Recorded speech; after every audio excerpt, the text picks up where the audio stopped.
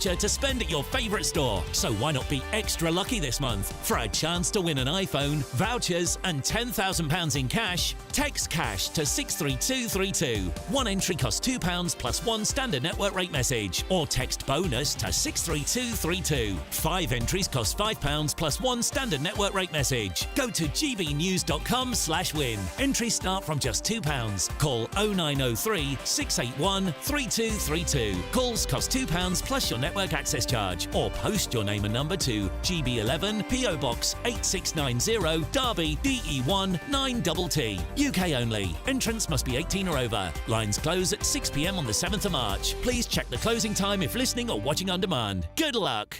Nana Queer, weekends from 3 p.m. 5 years ago now, we developed this campaign called Regifting Beauty. And Regifting Beauty is about giving back to those that are in less fortunate situations than the majority of us. And I was coming across people that were receiving gifts at Christmas. You know how many gifts we receive? Gift sets, items, bath bombs, all of these things that we don't necessarily use. For myself, they sit in the bathroom cupboard all year round. So I was thinking of a way how we can make that better, put that to better purpose. And we developed this campaign 5 years ago called Regifting Beauty. And it's where people can donate unwanted toiletries, sanitary items, skincare, perfumes, and we work with different charities around the country, and they will re-gift them to survivors of domestic abuse. And for years now, it's only really been focused around women. There hasn't really been a male focus. So Ben and I were having conversations, and we were thinking, well, and I was getting comments throughout the year years of doing it, saying, why are men excluded from this? Surely it should be applicable to men too. I mean, in the UK, over 700,000 men are suffering with domestic abuse on an annual basis. And a lot of that goes unreported. And there's over 2 million people in the UK that do suffer from some form of domestic abuse, be it physical or psychological, and it's an important topic that we should be discussing. So this campaign is about providing something that may seem trivial, but it restores some level of dignity, and I think that's so important when survivors are just trying to regain aspects of their life. Something so small that maybe sitting in your bathroom cupboard that you're not using could go to such better use. So this year we're launching the Regifting Beauty, the Turnaround Edition, about turning around moments in life and allowing people to have those turnaround moments, which also plays on Ben's, song, Turnaround. Gotta turn it fits in nicely with that. Which I'll be on with you. for the remix, it's all fitting in nicely, isn't it? GB News, the People's Channel.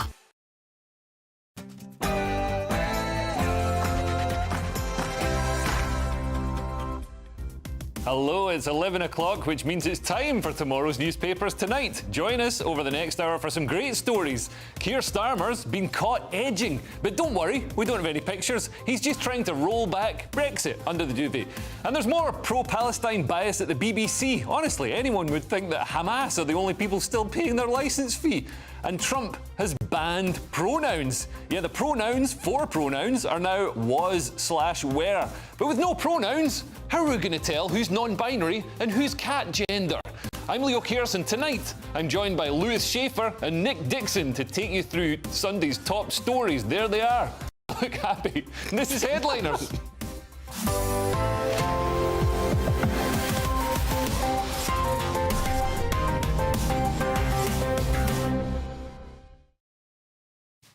But before tomorrow's news, let's go to tonight's headlines with Sophia Wensler.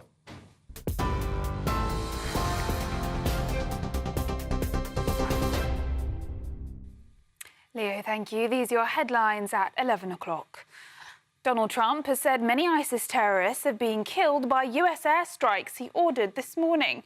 Posting on his social media site, Truth Social, the US president said this morning, I ordered precision military airstrikes on the senior ISIS attack planner and other terrorists he recruited and led in Somalia. These killers, who we found hiding in caves, threaten the United States and our allies. Meanwhile, Sir Keir Starmer has been warned that cozying up to the European Union risks dragging Britain into a damaging tariff war with Donald Trump, according to reports in The Telegraph. Kemi Badenoch urged him to resist growing demands from EU leaders for closer economic alignment and said he should seek a trade deal with the US instead. The Prime Minister is set to visit Brussels on Monday to become the first UK leader to attend an EU summit since Brexit. It comes as Mr. Trump signalled he intends to impose punitive tariffs on the EU, which he said has treated us so badly. The European Union charges us 20% plus a VAT tax, called a VAT tax, very similar, and it costs us an absolute fortune. We are treated so badly, and we have a tremendous deficit with the European Union, so we'll be doing something very substantial. In other news, the government is launching a crackdown on AI-generated images of child sexual abuse. The UK will be the first country in the world to make it illegal to own AI tools designed to make images of child sexual abuse. The Home Secretary has announced the new offence will be punishable by up to 5 years in prison, while those who have been found to own AI paedophile manuals could be jailed for up to 3 years. Yvette Cooper said the government will not hesitate to act to ensure the safety of children online by ensuring our laws keep pace with the latest threats. Actress Lily Collins and her husband have received backlash after announcing the birth of their first child via surrogacy. The Emily in Paris star took to Instagram to say she was full of endless gratitude for the surrogate who helped her to become a mother. While the actress was inundated with congratulations from fans, she has also faced criticism for joining the ranks of Hollywood stars having a baby via surrogacy. Critics have argued it's rich people renting women's bodies and have likened it to the dystopian world of The Handmaid's Tale. Those are the latest GB News headlines. Now it's time for Headliners. For the very latest GB News direct to your smartphone, sign up to News Alerts by scanning the QR code or go to gbnews.com/alerts.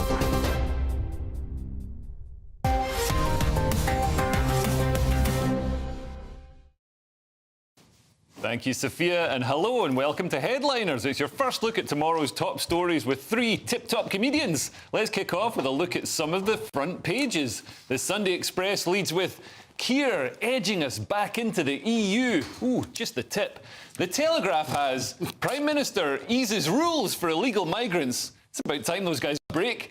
And The Observer has betting giants under fire for ads targeting at-risk gamblers. So more front pages in a second. But first, Lewis, what do you make of this Sunday Express story? We've just had the 5th anniversary of Brexit.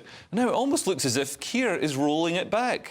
He's edging. He's edging. I never heard that. Is that an English term? It means when you trim the edge of your lawn. It's the only other. Is lawn an English term? I think they're talking. We're just sort of gradually easing our way back into the balmy waters of Brexit. Well, Europe.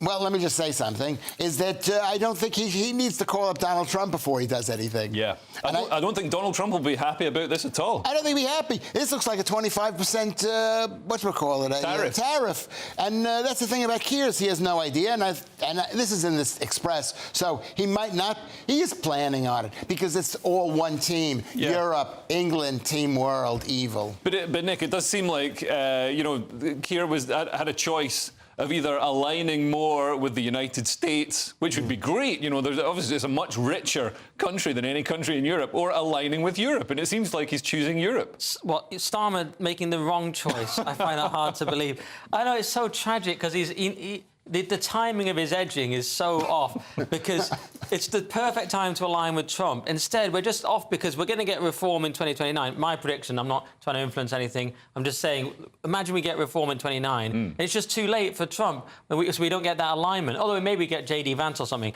But it's just tragic that we've got Starmer. And there's the extra curveball of Trump's tariffs.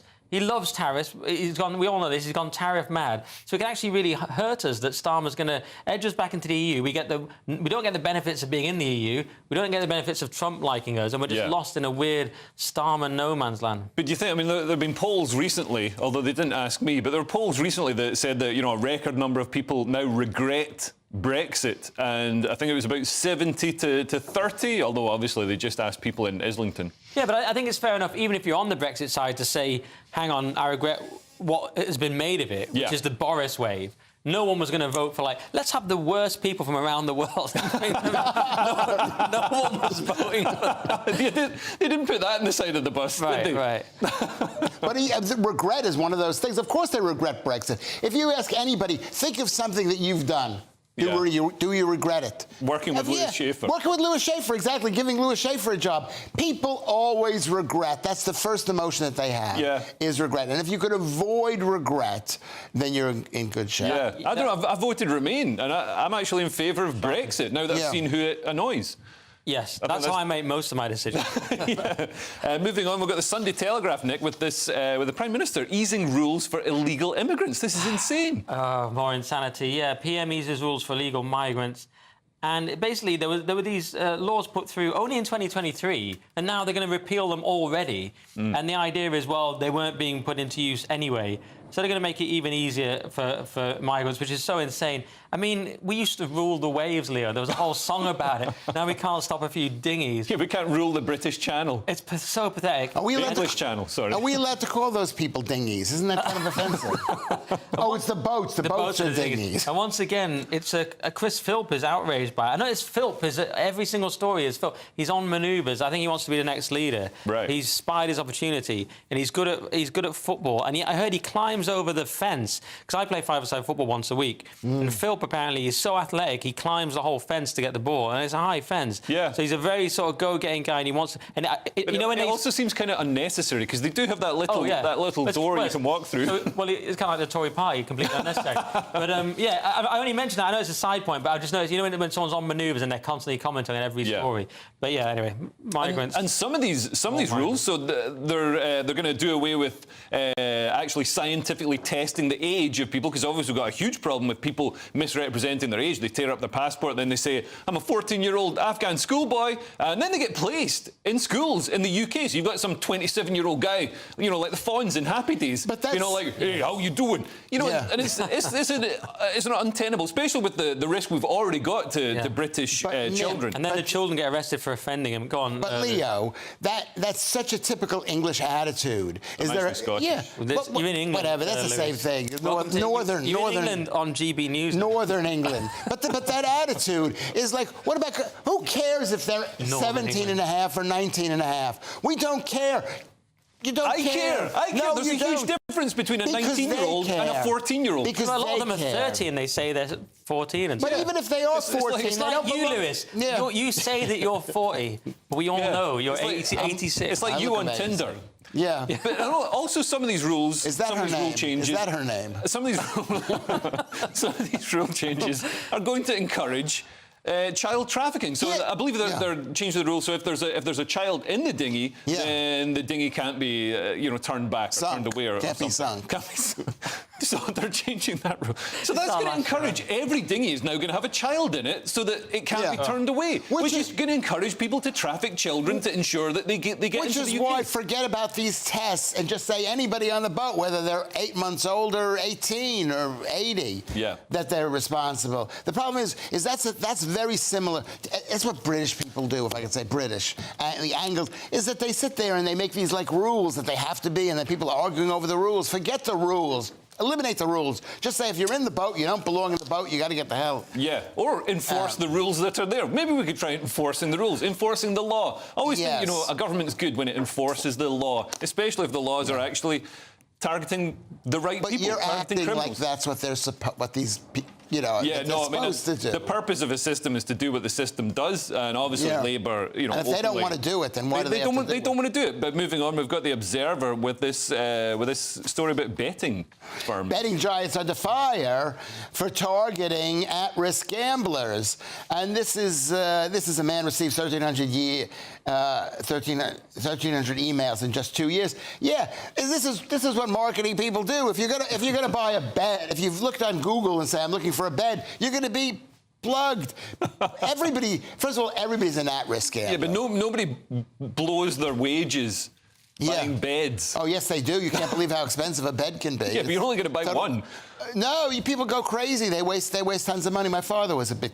He's dead now, so I could basically out him as a gambler, and he used to get picked up and taken all the way to Aruba to gamble. Not to buy a bed. But, I mean, this is how they make money. So, I mean, I guess you can have all the regulations you want, saying, oh, we're going to try and make it safe, but, you know, problem gamblers are... It's like a crack dealer isn't going to stop selling crack to people who want to buy crack. It's a fundamental absurdity. He was labelled a high-value customer as opposed to someone at risk. But, of course, he was, The whole thing is absurd. Every time I heard Ray Winston on those, gamble responsibly. It's the most absurd oxymoron. It means to take a risk. You can't do it responsibly. It's like murder nicely. Like, it doesn't make sense. It was an absurdity. Gambling is bad for you. It's dangerous. And just accept that or ban it. And every person that you're going to send an email to is an at-risk gambler. Everyone. They call just because they're not on any list or anything. That doesn't mean they're not going to be. Especially in this society when people are looking for a bit of escape. Well, moving on, we've got more front pages. We've got the Sunday Times with Labour despaired over HR boss Starmer book reveals. I can't believe Starmer was like an HR boss. The Sun has You Traitor. I think that's referencing a TV show that I haven't watched. And the Daily Star on Sunday has I Can't Come to Work, Boss. The weather's twisted my melon. Bit of a Happy Mondays reference there. Let's kick off with the Sunday Times, Nick. Yeah, they got this very fun story. Labour despaired over HR boss Starmer book reveals. It's a book called Get In. I believe it's by Patrick Maguire and Gabriel Pogren. That might well be the pronunciation. And it's apparently Morgan McSweeney, according to the book, not according to me, according to what this paper says about the book, compared Starmer to an HR manager, not a leader. And Angela Rayner questioned in 2021 who was actually running Labour. And there's quite a funny detail that Starmer got an acting coach to help him overcome his aversion to being wooden.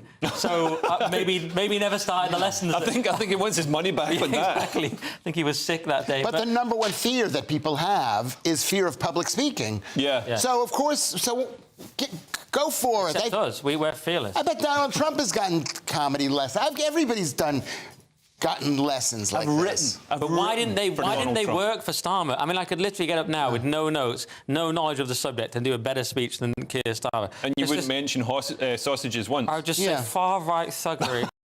Go to jail if you're British. It's very easy.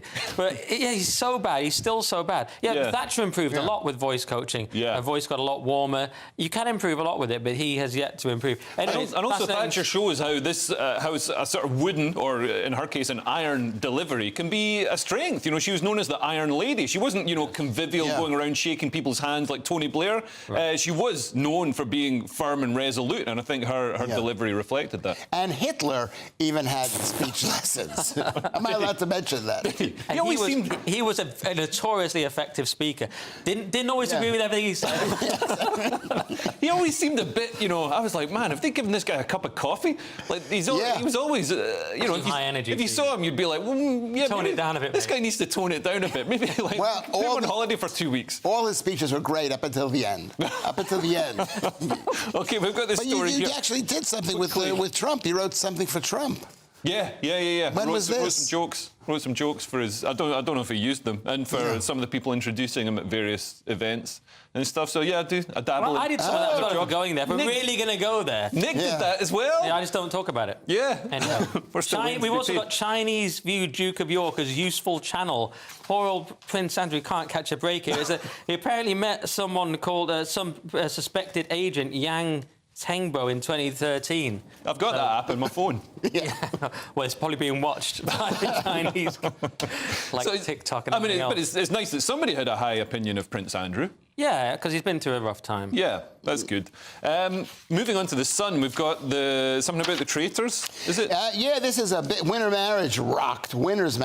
You traitor. This is this guy Jake, and he won on the Traitor, which is this big popular TV show on BBC. I'm not paying attention to it because I don't want to pay for BBC. I don't want to pay to watch their garbage, and I don't think you should pay to watch their garbage. If they force us, it's £169 a month. Yeah. And then they basically... It's a year. A year, sorry. And then they put you into fear that for whatever. You might be watching it.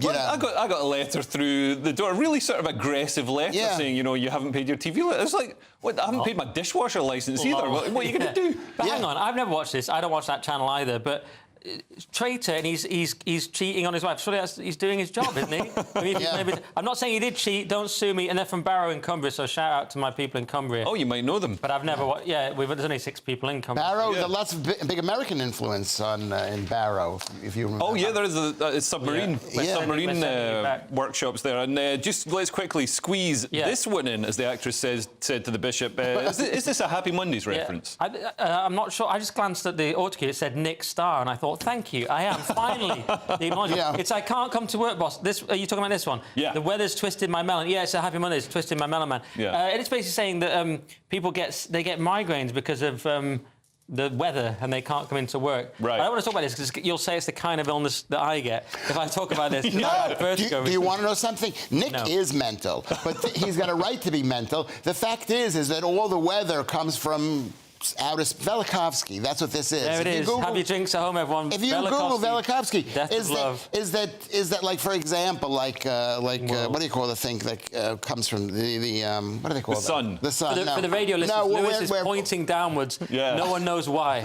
Now, what is it called? Lightning. Lightning. Lightning. You were trying to remember. Lightning. That's what you couldn't remember. The phenomenon of lightning. It's an arcade. It looks like it's hit your head. What's happened to the side of your hair? I know. It looks like it's hit his head. My hair is not as good as it used to be. But the point is, when you get bad weather, it comes from the sun. OK, well, still to come on the show, Tommy Robinson doesn't get busted out of jail, Trump goes to war with pronouns, and the conspiracy theory about the Black Hawk helicopter crash that's already come true. Yeah. This is Headliners, only on GB News. I think I was...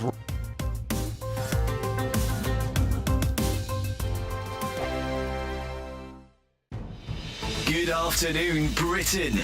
Weekdays from midday. Lisa, you got in touch with me and you flagged this survey because you were concerned as a parent that your child had been given this to fill out.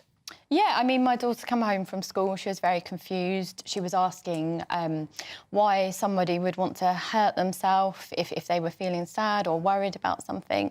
So that led to a conversation that we had, and I actually phoned the school and asked them to send me the survey, which with a lot of pushing, they eventually did send me the survey. And when I read through it, I was just completely shocked at the content. The survey says when I'm feeling worried that maybe I should try cutting or harming myself, because it's in the survey, so that must be an option. I've tried everything else, so why not try this? It is astonishing that some of these are young children who are perhaps being introduced to these, these abuses for the first time. Yeah, I mean, there's a list of 17 different types of drugs, some of which I've actually never heard of myself. I mean, the wording on here is, have you ever got high from taking drugs? I mean... And we know that some of these behaviours, self-harm, gender dysphoria, taking drugs, are psychologically contagious. Children do them because they see other children do them, or they find out about them from the internet or from surveys like this. So the idea that this is just information gathering and won't go any further than that is ridiculous. There was a similar survey in Scotland, I think, about 3 years ago, where children the same age, 11, 12, 13, were asked about their sex lives. How many times have you had sex in the last year? How did you have sex? Did you use contraception? Totally normalising underage sex. So the idea that children are just mini adults and we can confront them with all the same kind of ideas and dilemmas that adults have to face is just ridiculous. GB News, the People's Channel. Join me, Camilla Tominey, for a frank and honest discussion with those in power that cuts through the spin and gets to the heart of the issues shaping our nation. You haven't confirmed that you want to stand as leader, but you haven't ruled it out either. This report basically says that he's not fit to stand trial. Is he indecisive? Incompetent? I deliver the dose of reality Westminster needs. That's the Camilla Tominey Show at 9:30 every Sunday on GB News, the People's Channel, Britain's news channel. Mornings don't have to be tiresome, especially if you have the right company. Wake up to news as it happens, opinion and debate, and of course, a little bit of entertainment too. Because when the kettle's on, we're on. That's Breakfast on GB News, a show worth waking up for. Every morning from 6 a.m. Only on the People's Channel, Britain's news channel. We'll spread the news, you spread the word.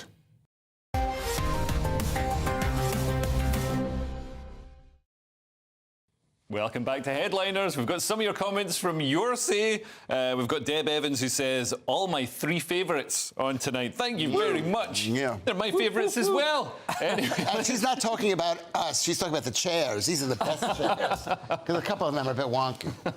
OK. Well, we've got the Sunday Telegraph now, and people have been arrested after protesting against the imprisonment of activist Tommy Robinson, who's seen as a controversial figure in Britain because he's actually opposed to the rape of children, Lewis. Yes, he is, and he is now in prison. He is not a political prisoner because he was actually arrested on some very important charge. I believe it was defamation, and then breached the conditions of the civil finding or whatever, and so then it became a criminal. The point is, he basically asked for it because instead of saying I am a revolutionary or I am a political prisoner or I am political, is that he went around telling people he was a journalist and that he made this movie about the horrible things that have been happening, and he's standing behind that, which is right. You can stand behind it, but don't call yourself a journalist. People, there are no such thing as a journalist anymore because there are no journals, and he wasn't working for. I don't even know what I'm saying. Well, he certainly had a lot of slings and arrows aimed at him. The establishment. So he's exposed.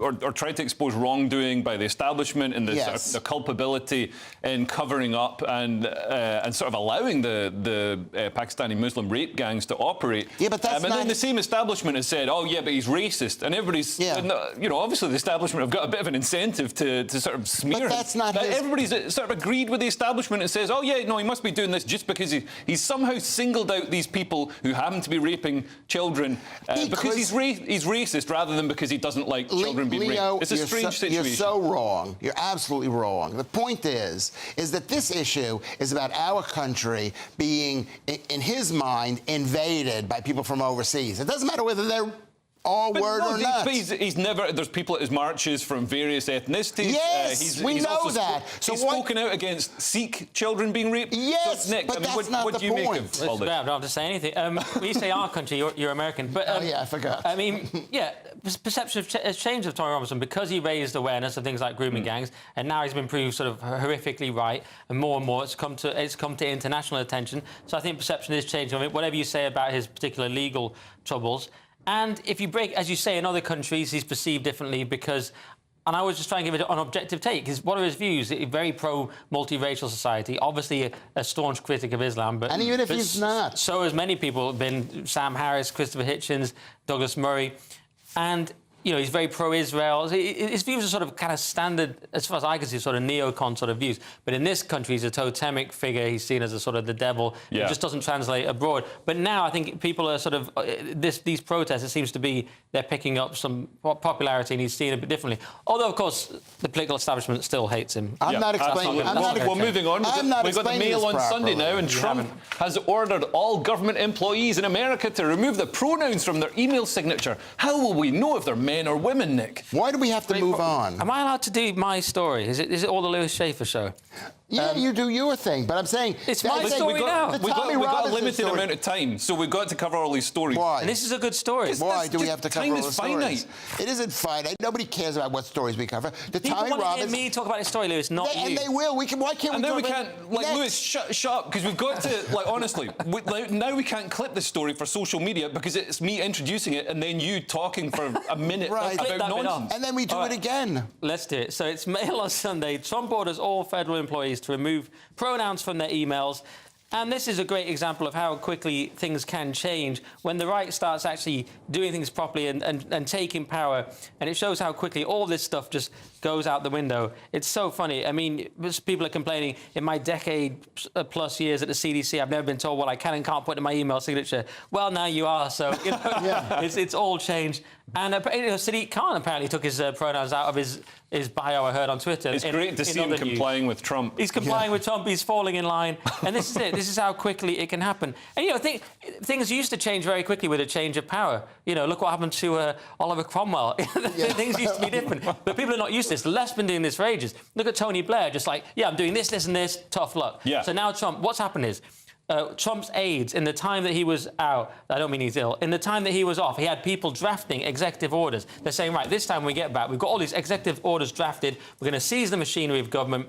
They're aware that personnel is policy, this phrase that came originally from the Reagan administration. We're going to put our people in, get rid of the DEI people, bang, bang, bang, executive orders, and he can do that. Massive pile of executive orders. We can't do it as effectively in this country. Yeah, although technically, I guess Starmer would have more power because he's got, complete control of Parliament, and with so many people sitting there, he could. It's just we don't have that presidential power, do we? We can just do anything with an executive order. I'd love to see Rupert Lowe or Farage or someone in future just going bang, here it is. Starmer's exiled. New laws. Everyone's deported. Yeah, it'd be amazing. And also these pronouns, Lewis, they're not inclusive. They're enforced socially, so you have to do it. It's a signal to everybody else that you're complying with the system. You're complying with the tribe. Yeah, but the point is, this couldn't have happened to a nicer bunch of people. The CDC, whatever it is, the Center for Disease Control. They're all the people who've told us all the wonderful truths about COVID, all the wonderful truths about climate change, all the wonderful truths. Bunch of lying scum. CDC. They're a criminal organization. I'd just like to push back on all of this. Why? This is in America. This doesn't affect us here. Hard-working bureaucrates. You don't have to defend them. Doing their job. Why are you defending them? You've been bought out by the people I here. have. And CDC, I'll be expecting the check on Tuesday. Anyway, can I just say, you got to shut up now because I'm the host, OK? When you get to be the host, you can talk forever. That's never going to happen. Never going to happen. We've got the Mail on Sunday now, and a conspiracy theory about the plane that crashed, the tragic crash with a Black Hawk helicopter. This conspiracy theory has come true already. I mean, this has to be some kind of record for a conspiracy theory. Yeah, well, what is the conspiracy theory? Would you tell me what that is? It's written here. Okay. What it is they're saying it was on a training mission in the middle of the night to evacuate the White House, potentially. It was like just in case something bad, which... I don't know why. That's not a conspiracy theory. You want them training to evacuate the White House. You don't want actually the U.S. military doing it because they could just as easily be on the bad side. And that's what we're learning about. The Army helicopter's flying 200 feet, and it landed. It basically went right in front of an American Airlines Brazilian airplane. Talking about trimming or edging, whatever, and killed all those people, which is horrible. Yeah, and tragic. they said, but they know exactly what. I think they didn't want to say what caused it. What caused it? There was a woman on board. This is one of the issues, Nick. They haven't released the identity of the female co-pilot, and this is very unusual. And you'd think, they perhaps would. And Trump has obviously come out already and suggested that DEI could be culpable in this. I mean, the FAA have they put out they had a program to increase recruitment from people with disabilities, including severe psychiatric disorders, who might not be. I mean, I'm not an expert in air traffic control, but maybe people with severe psychiatric disorders aren't the best people to be, shifting, large planes around in the sky. There are some boring reasons as well. There was apparently inadequate disclosure. This was some people's speculation from the tower about the location altitude. There was stuff like the pilots wearing night vision goggles. Apparently the flight sensors don't come in below 1,000 feet. So there's also like this. There was a guy off work. There was someone who'd been allowed to go home, leaving another colleague with a much larger workload. So there's all those things. Although Trump, like you say, you sort of wonder what he knows if he's just blamed DEI just unilaterally. But maybe he's right. I mean, DEI is certainly bad either way. So, well, I guess we'll find out when they're going to have the black box recorder out. But yeah, what a horrific crash! I thought it was going to be a real conspiracy theory, like the pilot of the helicopter was going out to get Starbucks to deliver to somebody. Something really ridiculous. Okay, thanks for that, Lewis. Well, still to come. Because you Ofcom is in trouble over Brexit bias. Rishi Sunak is apparently not a good reference on your CV, and a Muslim charity is investigated over misogyny. I know, I'm as surprised as you. This is Headliners, only on GB News. Shocked.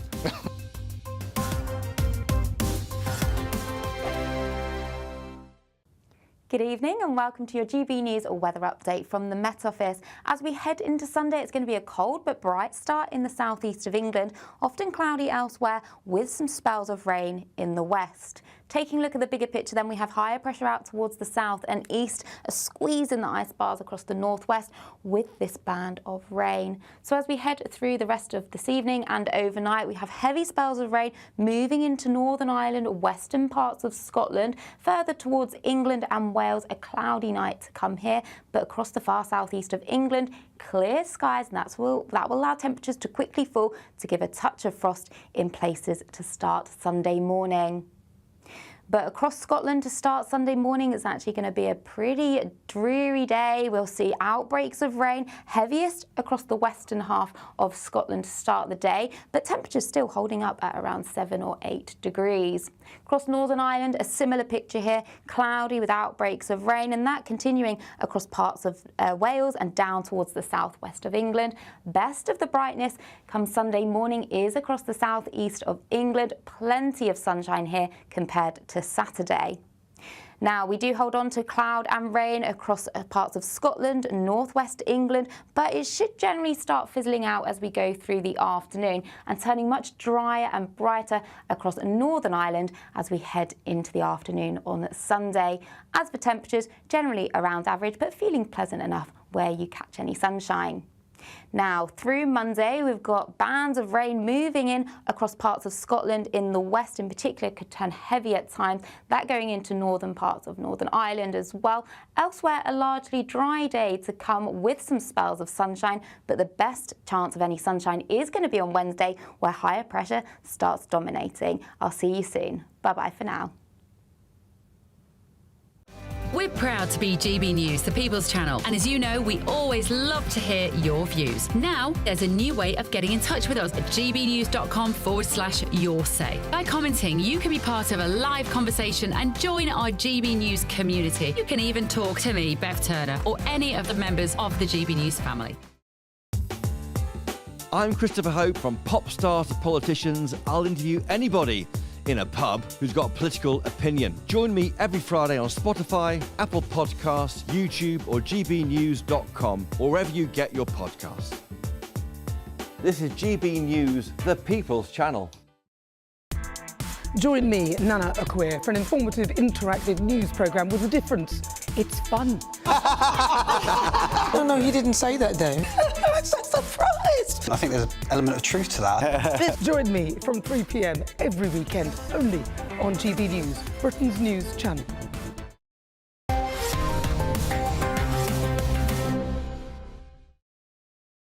Welcome back to Headliners. We've got more of your comments from your say. So Richard from Hull says, Lewis, shut up. Well, no, he did not say that. He quoted me saying that. Don't worry, me and Lewis, we're great friends when we're not working together. And also Darren Reform, 3 British flags, interesting name. It's like one of Elon Musk's kids. Says, hair's looking great, Leo. It's blending in now, no fez needed. So it's been a couple of weeks. Yes, no, it's going to look great in a few months.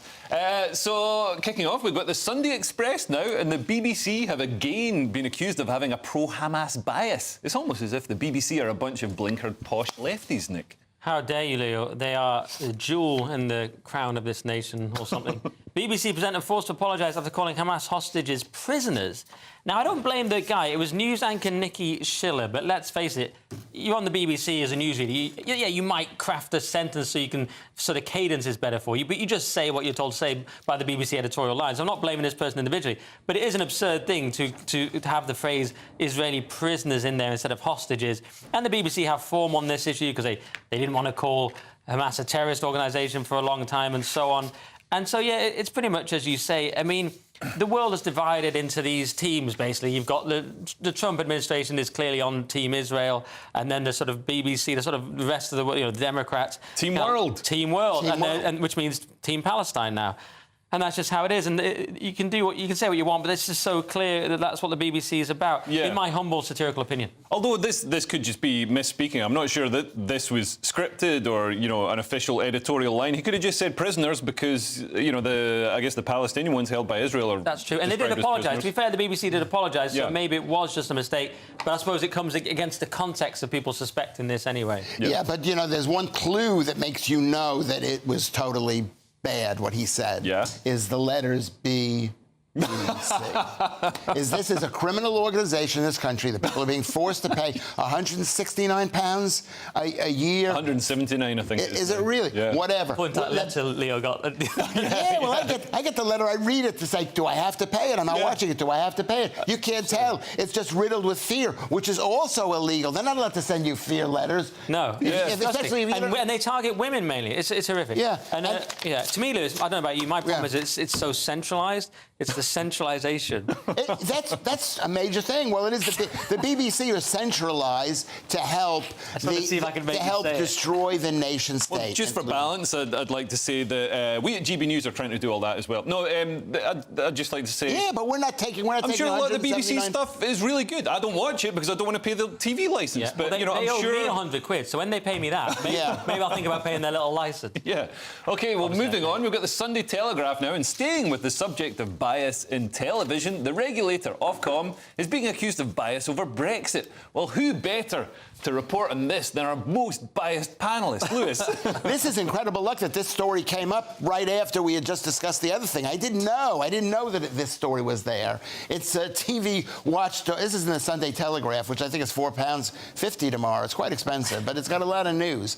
TV watchdog faces legal battle over glaring, quote, BBC Brexit bias. This group, Newswatch, wins permission to seek judicial review of what it claims is Ofcom's refusal to investigate pro-EU bias in the broadcaster's outcome. And this is pretty serious. This is going to a court. This is going to court. They're saying this because if the BBC has one show that's biased against the BBC, that's one thing. But it has to basically prove that you can't prove that all the shows are biased. Yeah. And they're all biased. The BBC is... I don't want to say, why am I so negative towards the BBC? If they just give me a job, I wouldn't be so negative. Would you? No, you wouldn't be. But that's why we're here. We're here because of the BBC. But the point is that basically 52% of everybody on the BBC are pro-EU people, which is biased teamwork. against Brexit. Well, this is High Court, right? So we're allowed to comment on it without going to jail. Anyway, I can't remember. Since I can't remember the legalities, I just want to say what's notable to me is Brexit won anyway, much as Trump won anyway, despite just hideous coverage. He won, of course, in 2016 and 2020, despite her, and 2024. It's amazing, did it 3 times, despite her wall-to-wall negative coverage. So it just shows it's the kind of last gasp of the progressive elite and the propaganda wing of the fake news media. And put the next sentence in. That within a matter of a couple of years, not sooner, they're all gone. All the BBC is gone. All the left-wing people are gone. All the Tories who are pretending that they're Tories are going to be gone. So am I going to stop getting these letters from the BBC? That'll be yes. Anyway, moving on, we've got the Sunday Telegraph now with a wonderful glimpse into the Islamic values that are now being promoted in Britain, Nick. Yeah, it's Muslim charity says controlling husbands are just caring. So the Muslim Family Foundation, MFF for us guys, is they have this social media account. The National Secular Society aren't too keen, and they're complaining about it because one of the videos from the MFF says you should always the woman should always ask for the husband's permission when she wants to go out, and should lower her gaze in front of men who are not members of the family. I mean, let's hear them out. You know, I'm sorry. Sounds like good advice. Well, it's a different culture. They've got some interesting ideas, but yeah, some of it's questionable stuff. Basically, they say that the husband's opinion should come before everyone else's, and he must have the final say. Basically, sounds There's got to be some bad stuff in here as well. Well, yeah, it kind of sounds like a Harry Enfield parody video. Women know your limits. That's basically their actual ethos. Yeah, but with I guess the defence of Britain's misogyny was it didn't result in people being stoned to death. You know, we didn't have women being executed in football stadiums for adultery or whatever. We just had them being socially ostracised or perhaps put in a madhouse. But isn't it best that these women out there get used to the way things are going to be during the caliphate? Yeah. It's coming. So if it's coming, why shouldn't they be told in advance, hey, you're not going to be able to do the kind of thing you're doing right now? Yeah. And the strange thing about it is a lot of progressives are sort of cheerleaders for Islam. The Green Party have allied themselves with Islam, and I guess the far left always align themselves with Islam to sort of overthrow capitalism. Yeah. But it's strange that these are very unprogressive. These aren't Guardian values, but the Guardian would fight to defend these values. Are you saying they have like a secret desire to cook and clean and lower their gaze? They just don't know it. Apparently so. We've got the Mail on Sunday now, and it looks like some of the Tory MPs who lost their seats at the last election are having trouble adjusting to the real world, Lewis. Yes, and this is very interesting. This is the Mail on Sunday, which is £1.60 tomorrow on Sunday. Ex-Tory cabinet minister, I'm remembering the prices just off the top of my head. That's impressive. Yeah. Ex-Tory cabinet minister has job applications rejected after giving Rishi Sunak a reference. He was a Tory MP. His name is David T. Davis, 54, and he was job hunting. And he filled in the computer forms now, which is all AI, and he said that he was a Tory. And they asked him who he worked, who did he work for in his last job that he said. So he said that he worked for, where did he say that he worked for? He worked Rishi Sunak. He worked for Rishi Sunak. And that's very similar to the Dave Chappelle joke. Remember the Dave Chappelle joke? No. Where if he wanted to fill out an X or an X account. Do you remember the Dave Chappelle joke? That's the key question. I don't. I remember the feeling. You always.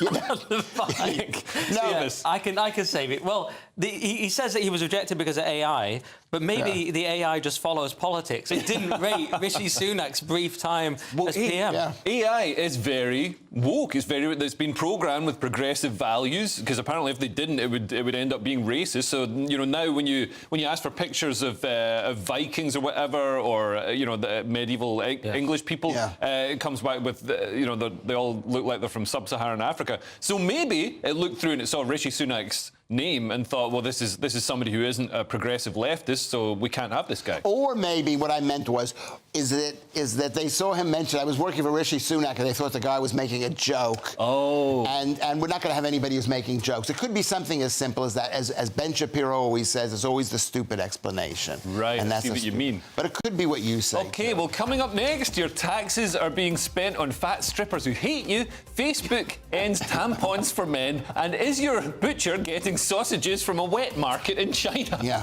This is Headliners, only on GB News. That's probably...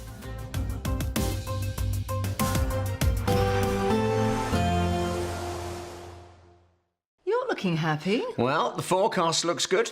So you've sorted the travel insurance then? All Clear Travel Insurance sponsors GB News Travel Destinations Forecast. There's some pretty unsettled weather in central parts of the Mediterranean this weekend. Strong winds to go along with the heavy rain. Also a band of rain sweeping across parts of Spain, Portugal and into France as we go through tomorrow. Even some hill snow mixed in with this. But it's in the central Med where we have the heaviest rain, the strongest winds affecting parts of Italy, Greece, even the north of Africa as well. But as we go into next week, there will be a lot of dry and often sunny weather around. See you later. All Clear Travel Insurance sponsors GB News Travel Destinations Forecast.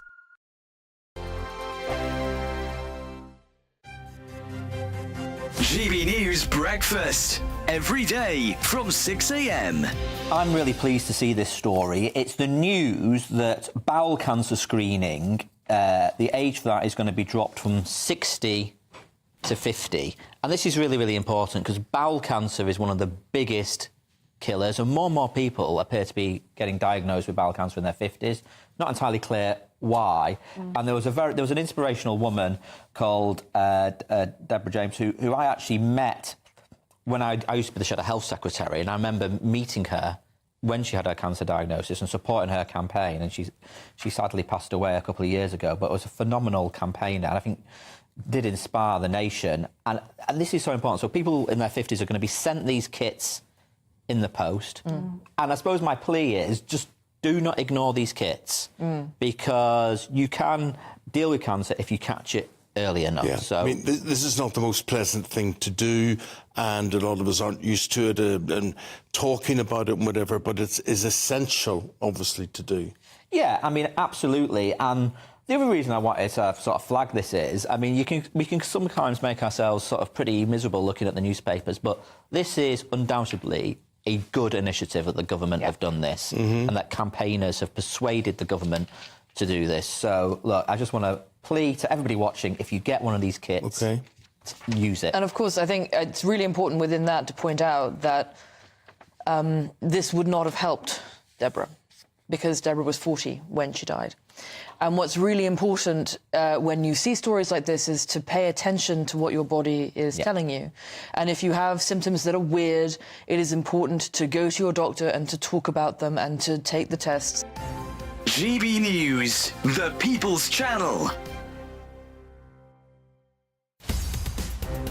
In the GB Newsroom, we bring you the news as it happens. With our team of dedicated journalists across the UK, We're ready to keep you up to date with what's happening every half an hour, every single day. Bulletins here on GB News. the People's Channel, Britain's news channel. If you want your news to be straight talking, This is a nightmare for the Conservatives again. down to earth, It's not just Nottingham where this is happening, is it? and most importantly, honest, Hard-working, middle-class taxpayers, they'll get the book thrown at them. then catch me, Martin Daubney, Monday to Friday, 3 till 6 p.m. on GB News, Britain's news channel. This is Britain's Newsroom, where your voice matters. It's just astonishing. With expert analysis and honest opinion, we don't just keep you informed. We bring you unique perspectives you won't see anywhere else. Can't argue with any of that. When the news happens, it happens here. On Britain's Newsroom, weekdays from 9:30 a.m. Only on GB News.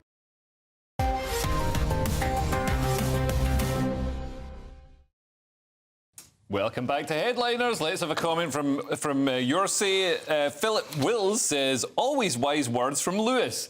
I don't know what you've been smoking, but I think you've had enough of it, Philip. And just a shout out to my driver last night. I was in Newcastle last night for a political event, and my driver was David, and he listens to the show in the morning when he gets up and starts work. So shout out to you, David. Thanks, moving on, we've got the Telegraph now, and a group of ethnic women want to decolonise Britain through naked dancing. And I've had a look at them, and I think it might just work. Lewis. Yes, this is in the Sunday Telegraph again, which is £4, but don't buy it because we're giving you all the information here, and that's tomorrow. No, it's a lot. Just lot tell of us the news. story. Why do you always rush me like this? Because we've got 5 minutes. We don't care. But if we don't do this, do you think All right, people... Nick, can you tell us the story? No, I'm going to do it. I'm going to do it. Don't be mad. You can't fight the world, Leo. Now you're Man, this is a great story, and all you're doing is talking about the price of the paper. You interrupted me. I was about to just do it. Arts Council England under fire for criteria it uses to distribute public funds. Arts Council, that's a very generous, loving thing. It like gives out money to different organizations, community radio stations. And it's taxpayers' money as well. So when our taxes go up, it's to pay for this stuff. Yeah. Why are you mad at me? Everybody's mad at me on this station. Carry on with it. It's a pole dancing. Is that they were given £100,000, this group called Pole, Backstage Pole, and that's not his name, but... It claims, my favourite line is, it claims the pole dancing industry is too white and non-sex worker allied. I think that is the key issue facing this country. Yeah. It's so absurd that Arts Council England is giving this is our money going to whatever this is. Yes, it's ridiculous. I mean, it's sexualised. Arts Council have been accused of giving money to sexualised stuff in the past, and including one that was a family sex show that people could bring children to, which is just insane. Just insane beyond Weimar Republic level degeneracy. But this... I actually grasped this story until Lewis explained it, and then it just boggles my whole mind now. But when reform get in, this will all end. This stuff's going to just end. This is going to go back to being a weird cult. Yeah, I mean, there will still be strippers, but they'll be attractive, and you pay for them with your own money. The way it should be. No, they will be exactly the same. They'll probably be better quality because there won't be so much money rushing around. They'll be more attractive because, the free market delivers a better... But Nick said... Anyway, we've got the Mail on Sunday now, and some Meta staff, that's Facebook, are angry that Mark Zuckerberg has taken away the free tampons for men. And the worst thing is, they can't even tell him to take his job and shove it because there's a tampon in the way, Nick. Yeah, it's woke staff leave surprise for Mark Zuckerberg in Meta restrooms, sounds gross, amid crackdown on tampons in men's toilets.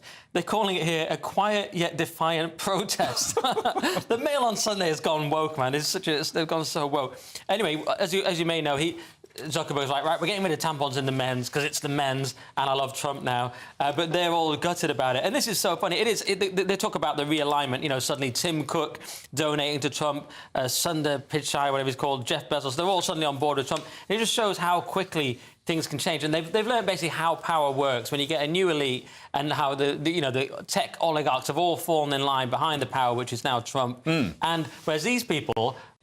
When crazy enough to actually believe in this stuff, and they're going, oh, you're taking away our nonsense. And they're like, yeah, we never cared. was just about following power. And it was always just a signal, because obviously there's not going to be men using these tampons. I mean, I get that there are trans men, but there's not very many of them. I disagree with what Nick says, because these are people. There's basically simps for working at Facebook. They were the wimpiest guys in the world, because Facebook's the wimpiest guys, and this is what they actually believe this. And That's literally agreeing with what I just said. All right, so then I'm double agreeing with you. And then they're putting the tampon, whatever it is, in the men's bathrooms or whatever, because this is what they think is a rebellious act. They're not doing it publicly. You don't see them pictures being. OK, we've got the Mail on Sunday now, and cousin marriage has been in the news lately, and this article might explain why it's popular, Lewis. Can you do this very quickly? Well, I dated my cousin in New York. This is £1.60. And yeah, they can be really attractive, but they can also be ugly too. No one ever talks about the ugly cousins. You don't date the ugly What was his cousins. name? I wasn't, at that time, I wasn't gay. Anyway, siblings are dating. The science behind why subcouples look like each other. They look like each other because people generally look like each other, especially if you've lived in the same country for 1,000 years. Eventually, you're not gonna look like one person comes from Cameroon, the other person comes from Bolivia. This is such a lie, the Daily Mail. It's not really news. And as Lewis was telling me before the show, he thinks interracial dating is sick. So, exact words. You know what? It is sick when you see me with somebody really blonde and beautiful. Then it's really wrong. OK. I think it's probably time to end the show before Lewis commits a hate crime. Forever. End headliners probably after that. No, Don't tempt fate. The show is nearly over, so let's take another quick look at Sunday's front pages. The Sunday Express has Keir is edging us back into the EU. Ooh, misses. The Telegraph has Prime Minister eases rules for illegal migrants. The Observer has betting giants are under fire for adverts targeting at-risk gamblers. The Sunday Times has Labour despaired over HR boss Starmer, book reveals. And the Sun has You Traitor. That's a scandal over one of the stars of The Traitors. And the Daily Star on Sunday has I can't come to work, boss. The weather's twisted my melon. Apparently, the weather can cause migraines. And that's it for tonight's show. Thank you to my guests, Lewis and Nick. I'll be back tomorrow night at 11 p.m. with Simon Evans and Kerry Marks. And if you're watching the 5 a.m. repeat, then stay tuned for breakfast. And me and Lewis are doing a show in Banbury soon. And I'm doing a couple of shows with Francis Foster this week, the 4th and the 11th. So come and see them. I did that and last see you week. soon. Goodbye. I did that.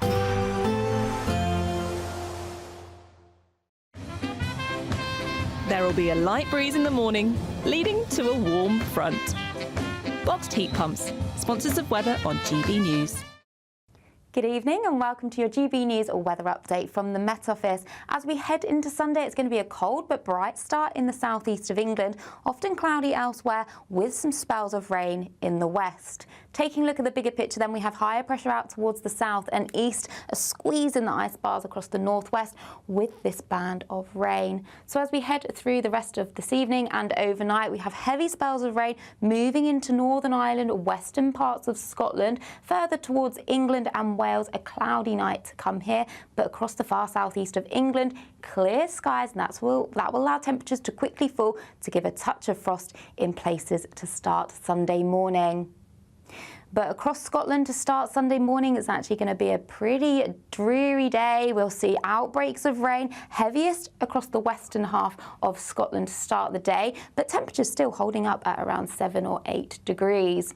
Across Northern Ireland, a similar picture here, cloudy with outbreaks of rain, and that continuing across parts of Wales and down towards the southwest of England. Best of the brightness come Sunday morning is across the southeast of England. Plenty of sunshine here compared to Saturday. Now, we do hold on to cloud and rain across parts of Scotland and northwest England, but it should generally start fizzling out as we go through the afternoon and turning much drier and brighter